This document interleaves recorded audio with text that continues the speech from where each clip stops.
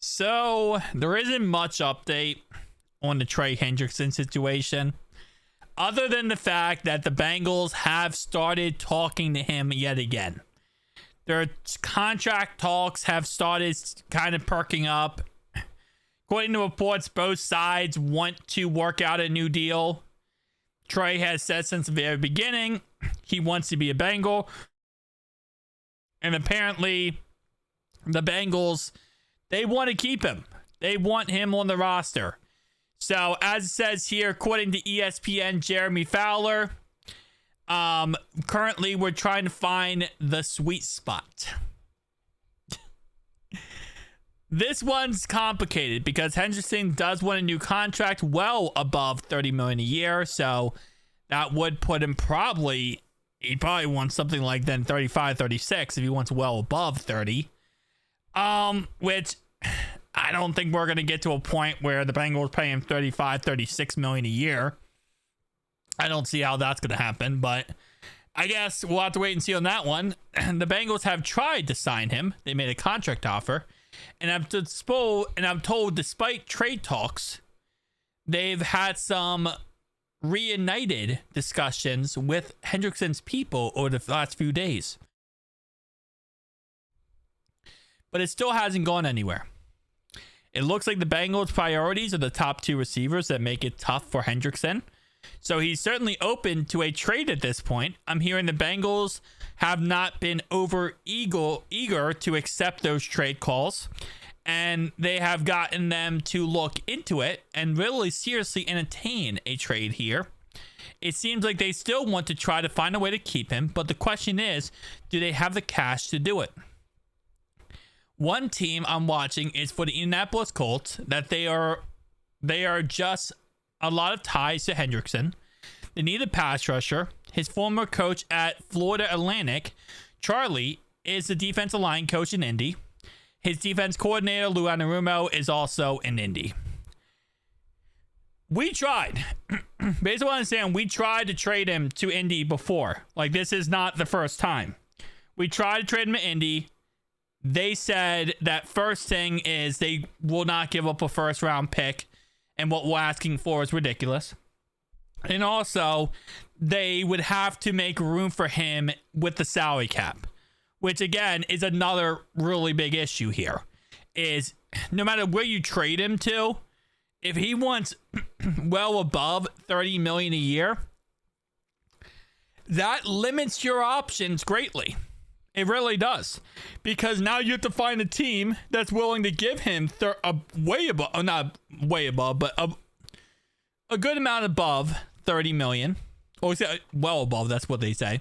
Well above 30 million. You have to give him. You have to find a team that will give him that, and then you have to find a team that will give us what we want trade value wise. And we're right now asking for a first round pick or above. Some, based on what I'm saying, some teams we're asking for more than just a first. Some teams we might be just asking for a first. But as Fowler says here, it really comes down to they're not eager to even accept those trade calls or even talk about trading him, because they know the outcome of this situation. Fans are going to be pissed. Now, the Bengals treat this whole thing like a business. They don't treat it like I care about people's feelings, I care what people think. They treat it with business point of view. And if you look at this in a business point of view with Trey Hendrickson, you look at it like this. He has 1 year left on his contract, $18 million this year. He has said already and made it very clear, he will not sit out. He puts business and his play, and he separates the two. He will not sit out no matter what. When you look at that as a team, you think, okay, this guy wants, let's just put the number here at 35, okay? Let's say he wants 35 a year. He wants 35 a year over the next 4 years. If you're looking at this from a business point of view, not from, doing what's right for the player, not doing the best for the player, you say, I can make $18 million this year. He's going to play. I can franchise tag him the year after that, and the franchise tag is $26 million. So I can pay him $18 and then I pay him $26. And then after that, I would franchise tag him for $40 million. Which by that time, we're talking about 3 years in the future now. Salary cap's going to be crazy. It's going to be 400 some odd million. It's going to be insane. It's going up crazy every single year. So if you're looking at it from a business point of view, you're like, okay, well, I can actually get him $40 million there. And by that point, Trey will be like, what, almost 34 years old? Then you could try to work out a long-term deal with him. Again, you're pushing that way down the line. Obviously, franchise tags are fully guaranteed money. But if we're being honest here, would you rather do that? Or would you rather give him 3 years, 4 years, whatever it is, for $35 million a year? So I think they're going to look at this as the best way possible in a business sense. And business sense wise, you probably keep him on the $18 million this year, franchise tag him next year, franchise tag him the year after that, and then work out a contract. Because that's the way you get the lowest amount of money for Trey Henderickson. And I think that's what they want to do. I don't think they want to trade him. I think they want to keep him, but they want to keep him with that idea.